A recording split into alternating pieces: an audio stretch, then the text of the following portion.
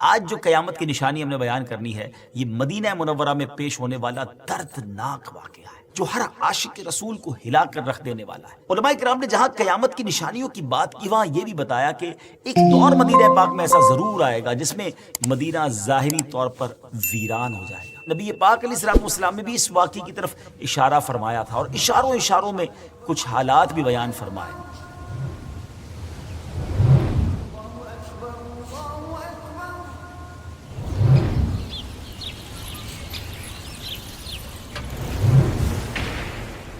السلام علیکم ورحمۃ اللہ وبرکاتہ۔ میرا نام ہے عبد الحبیب اتاری اور ہم الحمدللہ ویب سیریز قیامت کی نشانیاں مرحلہ وار سن رہے ہیں۔ آج ایک اور ایپیسوڈ لے کر ہم حاضر ہیں۔ بڑے ہی دردناک واقعات ہیں۔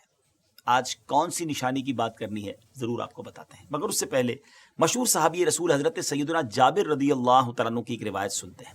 آپ فرماتے ہیں کہ ایک بار وہ اونٹ پر سفر کر رہے تھے جو تھک گیا تھا۔ نبی پاک علیہ السلام ان کے پاس سے گزرے تو پیارے آقا علیہ السلام سے انہوں نے عرض کیا کہ حضور یہ اونٹ میرا پیچھے رہ جاتا ہے، تو نبی پاک نے اپنے مبارک ہاتھ اس سے لگا دیے۔ سبحان اللہ، میرے آقا کے ہاتھوں کو لگنے کی برکت یہ ہوئی کہ وہ اونٹ ایسی رفتار سے چلنے لگا کہ ایسا کبھی نہ پہلے چلتا تھا۔ پھر نبی پاک علیہ السلام نے ارشاد فرمایا کہ اسے میرے ہاتھ ایک اوقیہ تقریباً 40 درہم کے برابر ہوتا ہے۔ سیدنا جابر رضی اللہ تعالیٰ عنہ فرماتے ہیں کہ حضور میں نے بیچ دیا، مگر عرض کی کہ میں گھر تک پہنچ جاؤں پھر آپ کے حوالے کر دوں گا۔ پھر حضرت جابر رضی اللہ تعالیٰ عنہ فرماتے ہیں کہ ہم جب مدینہ پاک آئے تو نبی پاک علیہ السلام کے پاس میں وہ اونٹ لایا۔ پیارے آقا علیہ السلام نے حضرت بلال سے فرمایا کہ انہیں قیمت ادا کر دو اور کچھ زیادہ بھی دے دو۔ انہوں نے ایک قرات یعنی درہم کا چھٹا حصہ 1/6 آف درہم ایکسٹرا دے دیا، اضافی دے دیا۔ اور ایک روایت میں یہ بھی موجود ہے کہ وہ اونٹ بھی حضرت جابر کو واپس دے دیا، تحفہ عطا فرما دیا نبی پاک نے، پیسے بھی دیے اور اونٹ بھی واپس دے دیا۔ سبحان اللہ۔ ڈیئر ویورز، حضرت جابر رضی اللہ تعالیٰ عنہ نے اونٹ کی بے مکمل ہونے کے بعد بطور عاریت وہ اونٹ مانگا تھا، ایکسٹرا ٹائم کے لیے مانگا تھا کہ حضور میں گھر تک پہنچ جاؤں۔ تو اس حدیث پاک سے میں دو باتیں معلوم ہو رہی ہیں۔ ایک تو یہ کہ اگر کسی کی کوئی چیز آپ کو اچھی لگے تو آپ اس کو ضرورت پڑنے پر آپ اس کو بیچنے کے لیے ترغیب دے سکتے ہیں، یا کم از کم اسے بیچنے کا پوچھ سکتے ہیں کہ آپ نے اس کو سیل کرنا ہے کہ نہیں۔ اس میں کوئی حرج نہیں ہے، جیسے ہمارے آقا علیہ السلام نے حضرت جابر سے فرمایا۔ دوسری یہ کہ آپ کسی سے کوئی چیز خریدیں تو اس کو طے شدہ قیمت سے بڑھا کر دینا، یہ بھی سنت سے ثابت ہے۔ سبحان اللہ۔ نبی پاک علیہ السلام نے ایکسٹرا پیسے دیے نا، اور وہ ایک قرات جو ایکسٹرا تھا نا، وہ حضرت جابر رضی اللہ تعالیٰ کو اس سے بڑی محبت تھی، وہ ہمیشہ اپنے پاس رکھتے تھے اور اس سے خرچ نہیں کرتے تھے۔ مگر پھر یزید کے زمانے میں ایک عظیم واقعہ ہوا، واقعہ حرہ کہتے ہیں اسے، اور اس موقع پر جب یزیدی فوج نے حضرت جابر رضی اللہ تعالیٰ کا مال لوٹا تو یہ ایک قرات جو بڑی وہ سنبھال کے تبرک کے طور پہ رکھا ہوا تھا، وہ بھی انہوں نے چھین لیا۔ ناظرین، واقعہ حرہ، جی ہاں، آج جو قیامت کی نشانی ہم نے بیان کرنی ہے، یہ مدینہ منورہ میں پیش ہونے والا دردناک واقعہ ہے۔ یہ واقعہ یزید مردود کے زمانے میں واقعہ کربلا کے بعد ہوا، جو ہر عاشق رسول کو ہلا کر رکھ دینے والا ہے۔ واقعہ کیا ہے کہ یزید پلید کے بڑے بڑے سیاہ کارناموں میں سے ایک سیاہ کارنامہ یہ بھی ہے کہ اس نے سیدنا امام حسین رضی اللہ تعالیٰ عنہ کی شہادت کے بعد اہل مدینہ نے جب یزید پلید کی بیعت سے انکار کر دیا تھا، یزید نے مدینہ یقیناً عاشقان رسول تھے، اہل بیت اطہار کے چاہنے والے، جب انہیں یہ پتہ چلا تو اب کس نے یزید کی بیعت کرنی تھی؟ اب اس بدبخت نے کیا کیا، اس نے مسلم بن عقبہ ایک اپنا سپہ سالار بنا کر ایک لشکر جو ہے وہ مسلم بن عقبہ کی لیڈرشپ میں بھیجا مدینہ منورہ پر، اور حملہ کروایا۔ 3 دن یا 5 دن مدینہ پاک میں قتل عام کرایا۔ مسجد نبوی شریف میں کئی دن اذان نہ ہو سکی۔ جی، ایسا بھی وقت آیا۔ مدینہ منورہ کی گلی کوچوں میں صحابہ کرام اور تابعین کا خون پانی کی طرح بہایا گیا۔ اس واقعے کی تفصیل میں جانے سے پہلے یہ عرض کرتا چلوں کہ بعض روایت میں نبی پاک علیہ السلام نے بھی اس واقعے کی طرف اشارہ فرمایا تھا، اور اشاروں میں کچھ حالات بھی بیان فرمائے۔ مثلا ایک موقع پر حضرت ابو ذر رضی اللہ تعالیٰ عنہ سے میرے آقا نے ارشاد فرمایا کہ اے ابو ذر، اس وقت تمہارا کیا حال ہوگا جب کہ مدینے میں قتل عام ہوگا، حتیٰ کہ خون ریت کے پتھروں کو ڈبو دے گا۔ فرماتے ہیں میں نے عرض کی اللہ اور اس کا رسول خوب جانے، یعنی نبی پاک نے اشارہ کر دیا تھا کہ مدینہ منورہ میں ایسا کچھ ہونے جائے گا۔ حضرت ابو ذر رضی اللہ تعالیٰ عنہ کو یہ موقع نہیں ملا کہ یہ واقعہ وہ دیکھ پاتے۔ 32 سنہ ہجری میں آپ کی وفات ہو گئی 63 سنہ ہجری میں یہ حرہ کا واقعہ ہوا. یعنی اس کا مطلب یہ ہوا کہ نبی پاک گویا یہ بتانا چاہ رہے تھے کہ ایسا ہونے والا ہے، دنیا دیکھے گی. اور واقعی پھر دنیا نے یہ منظر دیکھا.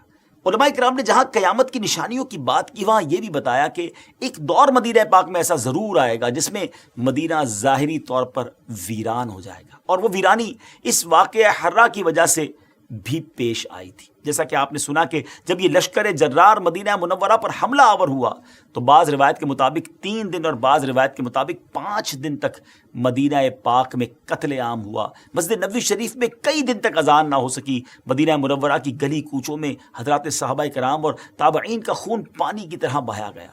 یہاں سے پھر اس لشکر نے مکہ پاک کا رخ کیا، جس کی تفصیل کچھ آگے آپ کو بتائیں گے. یہ بھی عرض کرتا چلوں کہ یزید پلید کے دور میں ایک سے بڑھ کر ایک ظلم و ستم اور ناانصافیوں کے ریکارڈ قائم کیے گئے، مگر 3 ایسے افسوسناک سانے ہوئے جن کو بھلانا اور تاریخ میں گم کر دینا یہ پاسبل نہیں ہے. اس میں سے ایک سانحہ کربلا، دوسرا ثانیہ حرہ، اور تیسرا اس ظالم نے مکہ مکرمہ پر بھی حملہ کیا. حرہ کے معنی کیا ہے؟ حرہ کہتے ہیں پتھریلی زمین کو، اور چونکہ مدینہ منورہ کے باہر ایک حصہ پتھریلا اور آتش فشاں کے پتھروں سے ڈھکا ہوا ہے. یہ واقعہ وہیں پیش آیا تھا، دشمن فوجوں نے وہیں اپنا پڑاؤ ڈالا تھا، اس وجہ سے اس کو حرہ کا علاقہ کہا جاتا ہے. کربلا کے خونی واقعے کے بعد چونکہ لوگ یزید کی خباثت اور بے دینی سے مزید آگاہ ہو گئے تھے، لہٰذا انہوں نے اس کے خلاف اٹھنے کا فیصلہ کیا.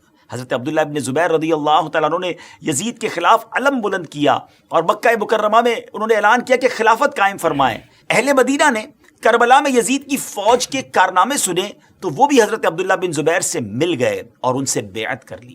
اس بات کی خبر مروان نے یزید کو بھجوائی اور یزید نے یہ خبر سن کر مسلم بن عقبہ کو 12,000 کا لشکر دے کر روانہ کیا اور اس سے کہا کہ پہلے انہیں 3 دن کی مہلت دینا اور اگر پھر بھی یہ بیعت نہ کرے تو پھر جنگ کرنا، اور جب غاصب ہو جاؤ، جب غالب ہو جاؤ تو پھر چند دن کے لیے لشکر کے لیے مباح کر دینا. یہ کتنی ظلم والی بات تھی. مباح کر دینے کا مقصد یہ ہوتا ہے کہ پھر لشکر کے حوالے کر دینا اہل مدینہ کا، وہ جو چاہیں کریں، جس کا مال لوٹیں، جس کی بے عزتی کرنا ہو، استغفر اللہ. اور پھر ان ظالموں نے جو کچھ کیا تو مسلم بن عقبہ نے لشکر مدینہ منورہ لے کر پہنچا، جنگ کا اعلان کر دیا. 63 سنہ ہجری کا یہ واقعہ ناظرین ایز ایکسپیکٹڈ لوگوں نے بیعت کرنے سے بالکل انکار کر دیا. اس خونخوار کمانڈر یعنی مسلم بن عقبہ نے مدینے کا محاصرہ کر کے مدینے کے لوگوں سے جنگ شروع کر دی. چند دن تک تو وہ مدینہ پاک میں داخل بھی نہ ہو سکا. اب اس ظالم نے دھوکہ اور فریب شروع کیا اور کسی اور طریقے سے مدینے میں داخل ہوئے اور مدینہ پاک میں لوگوں کا خون بہانا شروع کر دیا. وہ مدینہ جو عاشقان رسول کی آنکھوں کی ٹھنڈک اور نبی پاک کا مسکن ہے، جہاں روضہ رسول ہے، ادب کا مقام ہے، اس شہر میں بہت زیادہ لوگوں کو قتل کیا گیا، ان کے مالوں کو لوٹا گیا، عورتوں کی بے حرمتی کی گئی. ایک سپاہی ایک عورت کے گھر میں داخل ہوا، اس عورت کا ایک چھوٹا سا دودھ پیتا بچہ تھا، شیر خوار بچہ تھا. سپاہی نے اس سے مال و دولت کے بارے میں پوچھا. عورت نے کہا کہ مال تو جتنا تھا تمہارے سپاہی لوٹ کر لے گئے. اب اس ظالم نے کیا کیا، جب مال نہ ملا تو اس چھوٹے سے بچے کو اٹھا کر دیوار پر مارا، اور دیوار پر اس طرح مارا کہ اس چھوٹے سے بچے کا دماغ جو ہے، مغز جو ہے، وہ باہر آ گیا. لیکن یاد رہے کہ اس ظلم کے واقعے کے اندر مہاجر و انصار سے 1700 افراد اور دوسرے مسلمانوں میں سے 10,000 لوگ قتل ہوئے. جی ہاں، مدینہ منورہ میں اپروکسیمیٹلی 12,000 لوگوں کا قتل ہوا. لشکر والوں نے مدینے کے لوگوں کے اس طرح سر کاٹے جیسے کسائی بھیڑ بکری کا سر کاٹتا ہے، اس طرح خون بہایا کہ اس میں قدم نہیں رکھا جا سکتا تھا. مہاجر و انصار کی اولاد اور جنگ بدر کے مجاہدوں کو قتل کیا گیا، اور جو ان میں سے باقی رہ گئے تھے ان کو یزید کی غلام کی حیثیت سے بیعت کی گئی یا مسلمان عورتوں کی عزت پامال کی گئی. اللہ اکبر، اللہ اکبر. جی ہاں ڈیئر ویورز، مسلم بن عقبہ جب مدینہ پر مسلط ہو گیا تو اس نے مدینے کے لوگوں سے یزید کے غلام کی حیثیت سے بیعت لی تھی تاکہ ان کے بال اور ان کی اولاد یزید کے اختیار میں آ جائے اور جس طرح وہ چاہے اس میں تصرف کرے، اور اگر وہ منع کرتے تو ان کو قتل کر دیا جاتا. مورخین لکھتے ہیں کہ مسلم بن عقبہ نے اس قدر بے گناہ لوگوں کا خون بہایا کہ وہ بہت زیادہ خون بہانے والے کے نام سے مشہور ہو گیا. اور شاید یہ کہنا غلط نہ ہوگا کہ اس واقعے سے کسی کو بھی نجات نہ مل سکی، یا تو وہ قتل ہو گئے، انتقال کر گئے، یا ان کی توہین کی گئی. آپ نے سنا ڈیئر ویورز، اتنی خوفناک حد تک دہشت پھیلی ہوئی تھی کہ مسجد نبوی شریف میں کئی دن تک کھلے عام نماز تو کجا اذان بھی نہیں ہو سکی۔ مشہور تابعی بزرگ حضرت سیدنا سعید بن مسیب رحمۃ اللہ کی تعالی علیہ ان 3 دنوں میں بھی مسجد میں ہی رہے، مسجد نبی سے باہر نہ نکلے، وہاں سے ہٹتے نہیں تھے۔ ان ظالموں نے سمجھا کہ یہ دیوانے ہو گئے، پتہ نہیں کیا ہو گیا، یہ کوئی کسی چیز کا رپلائی نہیں دے رہے تھے اور مسجد میں ہی پڑے تھے۔ لیکن اب وہ خود بتاتے ہیں کہ نماز کا وقت کیسے سمجھ آتا، اذان تو ہوتی نہیں تھی، تو وہ کہتے تھے کہ نماز کے جب وقت ہوتا تھا تو نبی پاک کی قبر انور سے ایک گنگناہٹ کی ایک آواز آتی تھی، پیارے آقا علیہ السلام کی قبر انور سے انہیں آواز سنائی دیتی تھی، اور اسی سے ان کو اندازہ ہو جاتا تھا کہ اب نماز کا وقت ہوا ہے۔ سبحان اللہ، نبی پاک کا یہ معجزہ تھا، اور اس آواز کا سمجھ لینا یہ سب حضرت سعید بن مسیب کی کرامت تھی۔ اللہ پاک ان کے صدقے ہماری مغفرت فرمائے۔ ڈیئر ویورز، یزید پلید کا بھیجا ہوا لشکر جو مسلم بن عقبہ کے ساتھ تھا، وہ مدینے کی بے حرمتی کر کے مدینے کے علاقوں کو پامال کر کے پھر مدینے سے مکے کی طرف روانہ ہوتا ہے۔ مکہ مکرمہ میں حضرت عبداللہ بن زبیر سے جنگ کی جائے، اس لیے وہ لوگ جاتے ہیں۔ ابھی یہ راستے میں تھا کہ مسلم بن عقبہ کا ٹائم پورا ہو گیا، اس کو موت نے پکڑ لیا۔ مسلم بن عقبہ کے مرنے کے بعد جب یزیدی فوج وہاں سے روانہ ہوئی تو وہ عورت، جس عورت کے بچے کے ساتھ اس ظالم نے ایسا کیا تھا، وہ اس کی قبر پر آئی اور اپنے غلاموں کے ساتھ جب قبر کھدوائی تو اس نے دیکھا کہ اس ظالم کی لاش کے ساتھ سانپ لپٹا ہوا ہے۔ ایسے لوگوں کا انجام پھر ایسا ہی ہوتا ہے۔ بہرحال ناظرین، مسلم بن عقبہ نے مرتے وقت یزید کے حکم کے مطابق حسین بن نمیر کو لشکر کا کمانڈر بنا دیا تھا۔ مکہ مکرمہ میں جو کچھ ہوا، ویسے تو اس پر ایک پوری الگ ایپیسوڈ، ایک الگ ہم انشاءاللہ قسط بیان کریں گے، مگر یہاں کچھ سرسری سے میں ذکر کر دیتا ہوں کہ بات کا اختتام سمجھ آ سکے کہ کیا ہوا تھا۔ حسین بن نمیر کے اس لشکر نے مکے کا محاصرہ کر لیا، اور عبداللہ ابن زبیر نے مسجد الحرام میں پناہ لے لی تھی، اس پر حملہ کیا۔ مکہ مکرمہ پر ان ظالموں نے جو حملہ کیا ناظرین، یعنی منجنیق، جو غلیل ہوتی ہے نا، جس طرح ایسی بڑی ایک غلیل جس سے پتھر پھینکے جاتے تھے اس زمانے میں، ان ظالموں نے آگ برسائی، جس کے نتیجے میں خانہ کعبہ کے پردے اور چھت میں آگ لگ گئی۔ آپ سوچئے، یہ کلمہ پڑھنے والے تھے، مگر مال کا لالچ، اقتدار کا لالچ، ظلم کدھر تک کیا انہوں نے، کعبے کو گویا انہوں نے آگ لگانے کی کوشش کی، غلاف جل گیا، چھت جل گئی، اور یہاں تک کہ حضرت اسماعیل علیہ السلام کی جگہ ذبح ہونے والے مبارک مینڈے کے جو سینگ اس زمانے میں کعبے کے اوپر آویزہ تھے، وہ بھی شہید ہو گئے۔ مکے کا محاصرہ اور حضرت عبداللہ بن زبیر رضی اللہ تعالیٰ عنہ کے ساتھیوں سے جنگ جاری تھی کہ یزید کے مرنے کی خبر شامیوں تک پہنچ گئی، جس سے وہ متفرق ہو کر شام واپس چلے گئے۔